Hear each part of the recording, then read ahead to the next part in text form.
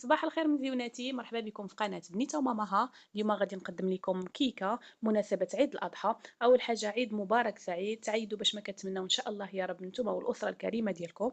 اليوم غادي نقدم لكم كيكة اللي هي بسيطة بسيطة بسيطة، ولكن غادي تكون باللوز إيفيلي. كنتمنى تعجبكم وكنتسنى اقتراحاتكم كالعادة. نبداو المقادير.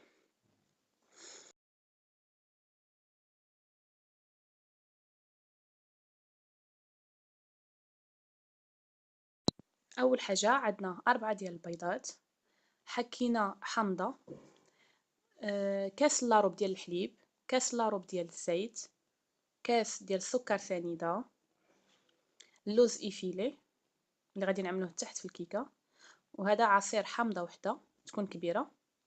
بالنسبة للدقيق حسب الخليط، ولكن هي ما تكون خفيفة ما تكونش قاصحة.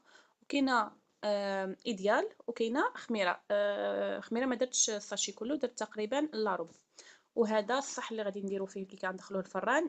طبعا دهنته بالزيت ورشيته بالدقيق. دابا غادي نبداو الطريقة.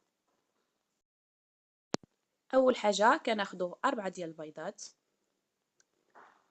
كاس ديال السكر سنيدة،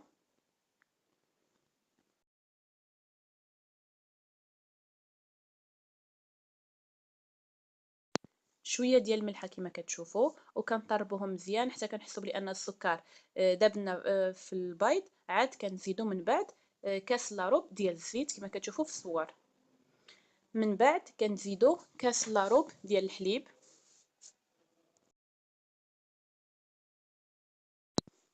من بعد ايديال. من بعد عاد كنزيد قشور حامضه.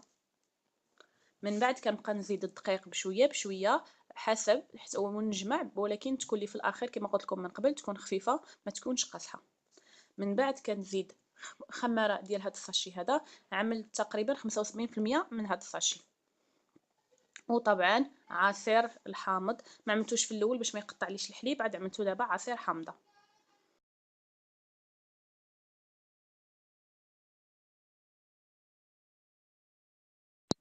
جبت الصحن اللي ديجا كنت مصاوباه ودرت لوز ايفيلي من التحت كما كتشوفوا في الصور. ومن بعد غادي نبدا نوضع الخليط في الصحن ديال الكيكه.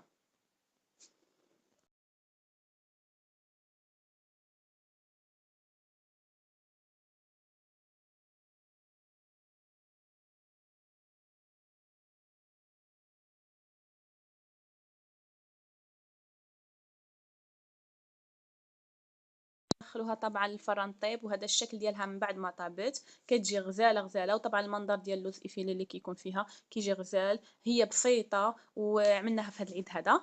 كنتمنى تعجبكم. وانا في الاضافه انا كتعجبني بالشوكولات، زدتها ذوبت الشوكولات كحل وزدتها من الفوق كما تشوفوا من بعد في الفيديو او الصور.